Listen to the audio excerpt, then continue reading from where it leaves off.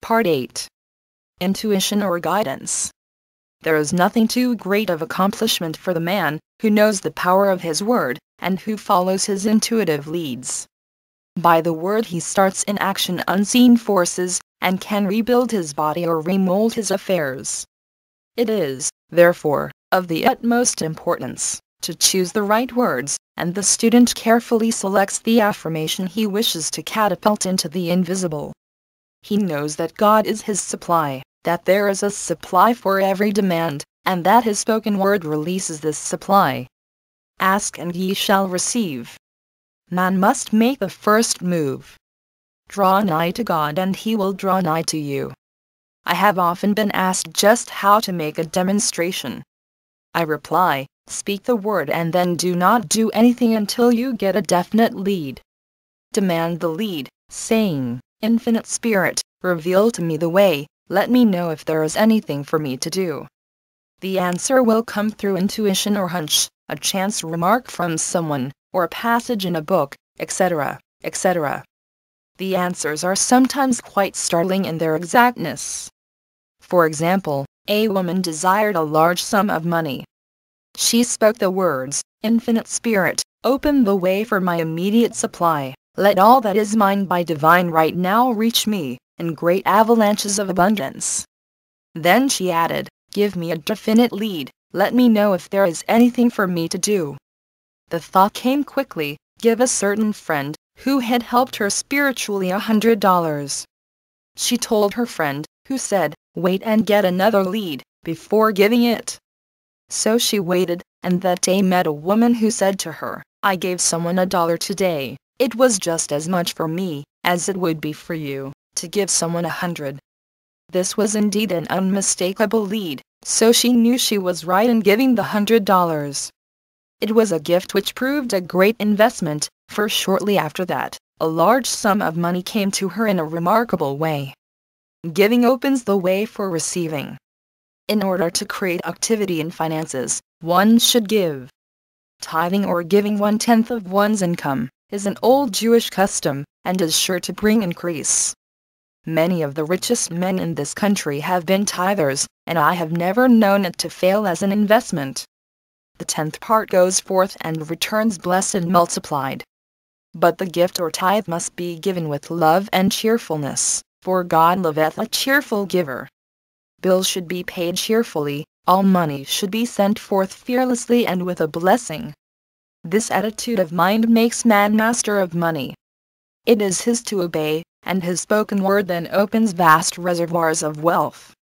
Man, himself, limits his supply by his limited vision. Sometimes the student has a great realization of wealth, but is afraid to act. The vision and action must go hand in hand, as in the case of the man who bought the fur-lined overcoat. A woman came to me asking me to speak the word for a position. So I demanded, Infinite Spirit, open the way for this woman's right position. Never ask for just a position, ask for the right position, the place already planned in divine mind, as it is the only one that will give satisfaction. I then gave thanks that she had already received, and that it would manifest quickly. Very soon, she had 3 positions offered her, 2 in New York and 1 in Palm Beach, and she did not know which to choose. I said, ask for a definite lead. The time was almost up and was still undecided, when one day, she telephoned, when I woke up this morning, I could smell Palm Beach. She had been there before and knew its balmy fragrance. I replied, well, if you can smell Palm Beach from here, it is certainly your lead. She accepted the position, and it proved a great success. Often one's lead comes at an unexpected time. One day, I was walking down the street, when I suddenly felt a strong urge to go to a certain bakery, a block or 2 away. The reasoning mind resisted, arguing, there is nothing there that you want.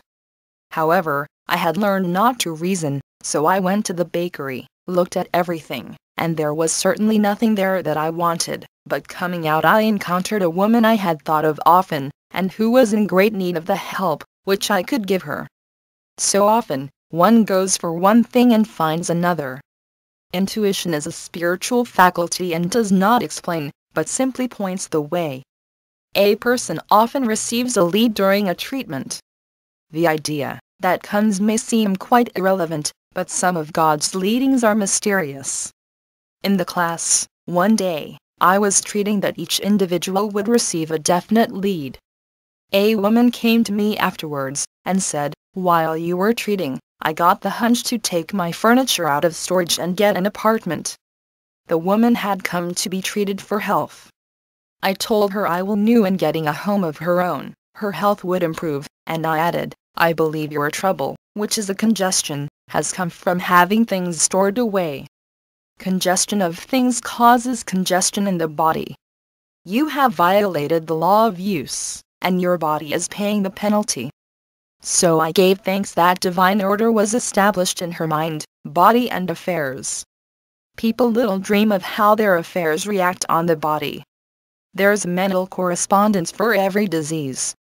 A person might receive instantaneous healing through the realization of his body being a perfect idea in divine mind, and, therefore, whole and perfect, but if he continues his destructive thinking, hoarding, hating, fearing, condemning, the disease will return. Jesus Christ knew that all sickness came from sin, but admonished the leper after the healing, to go and sin no more, lest a worse thing come upon him. So man's soul or subconscious mind must be washed whiter than snow, for permanent healing, and the metaphysician is always delving deep for the correspondence. Jesus Christ said, "Condemn not lest ye also be condemned. Judge not, lest ye be judged." Many people have attracted disease and unhappiness through condemnation of others. What man condemns in others, he attracts to himself. For example, a friend came to me in anger and distress, because her husband had deserted her for another woman. She condemned the other woman, and said continually, she knew he was a married man, and had no right to accept his attentions. I replied, "Stop condemning the woman, bless her, and be through with the situation, otherwise, you are attracting the same thing to yourself." She was deaf to my words, and a year or two later, became deeply interested in a married man, herself. Man picks up a live wire, whenever he criticizes or condemns, and may expect a shock. Indecision is a stumbling block in many a pathway. In order to overcome it, make the statement repeatedly, "I am always under direct inspiration, I make right decisions, quickly." These words impress the subconscious, and soon one finds himself awake and alert, making his right moves without hesitation. I have found it destructive to look to the psychic plane for guidance, as it is the plane of many minds and not the one mind. As man opens his mind to subjectivity, he becomes a target for destructive forces. The psychic plane is the result of man's mortal thought, and is on the plane of opposites. He may receive either good or bad messages. The science of numbers and the reading of horoscopes keep man down on the mental or mortal plane, for they deal only with the karmic path. I know of a man who should have been dead years ago, according to his horoscope, but he is alive and a leader of one of the biggest movements in this country for the uplift of humanity. It takes a very strong mind to neutralize a prophecy of evil.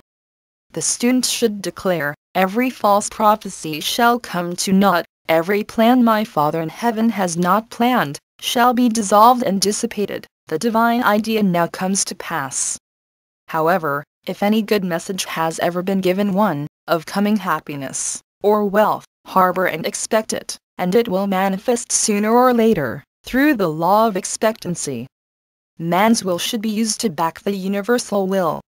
I will that the will of God be done. It is God's will to give every man every righteous desire of his heart, and man's will should be used to hold the perfect vision, without wavering. The prodigal son said, "I will arise and go to my father." It is indeed often an effort of the will to leave the husks and swine of mortal thinking. It is so much easier for the average person to have fear than faith, so faith is an effort of the will. As man becomes spiritually awakened, he recognizes that any external inharmony is the correspondence of mental inharmony. If he stumbles or falls, he may know he is stumbling or falling in consciousness. One day, a student was walking along the street condemning someone in her thoughts. She was saying mentally, "That woman is the most disagreeable woman on earth," when suddenly 3 Boy Scouts rushed around the corner and almost knocked her over. She did not condemn the Boy Scouts, but immediately called on the law of forgiveness, and saluted the divinity in the woman. Wisdom's way are ways of pleasantness, and all her paths are peace. When one has made his demands upon the universal, he must be ready for surprises. Everything may seem to be going wrong, when in reality, it is going right. For example, a woman was told that there was no loss in divine mind, therefore, she could not lose anything which belonged to her. Anything lost would be returned, or she would receive its equivalent. Several years previously, she had lost $2,000. She had loaned the money to a relative during her lifetime, but the relative had died, leaving no mention of it in her will.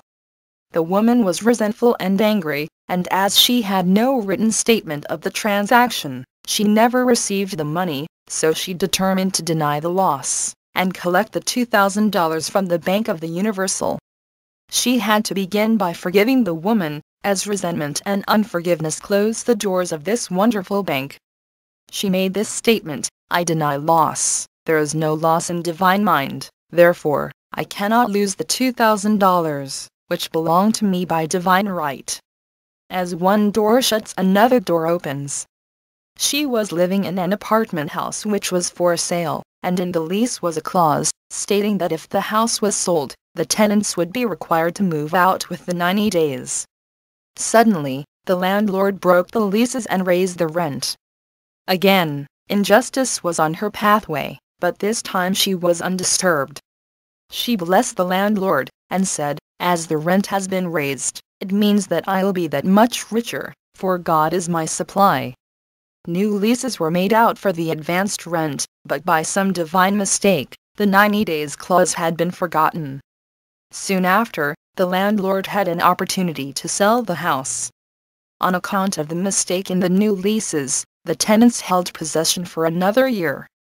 The agent offered each tenant $200 if he would vacate. Several families moved, 3 remained, including the woman. A month or 2 passed, and the agent again appeared. This time he said to the woman, "Will you break your lease for the sum of $1,500? It flashed upon her, "Here comes the $2,000. She remembered having said to friends in the house, "We will all act together, if anything more is said about leaving." So her lead was to consult her friends. These friends said, "Well, if they have offered you $1,500, they will certainly give $2,000. So she received a check for $2,000, for giving up the apartment. It was certainly a remarkable working of the law, and the apparent injustice was merely opening the way for her demonstration. It proved that there is no loss, and when man takes his spiritual stand, he collects all that is his from this great reservoir of good. "I will restore to you the years the locusts have eaten." These adverse thoughts, alone, rob man, for no man gives to himself but himself, and no man takes away from himself but himself. Man is here to prove God, and to bear witness to the truth, and he can only prove God by bringing plenty out of lack, and justice out of justice. "Prove me now herewith, saith the Lord of hosts, if I will not open you the windows of heaven, and pour out a blessing, that there shall not be room enough to receive it."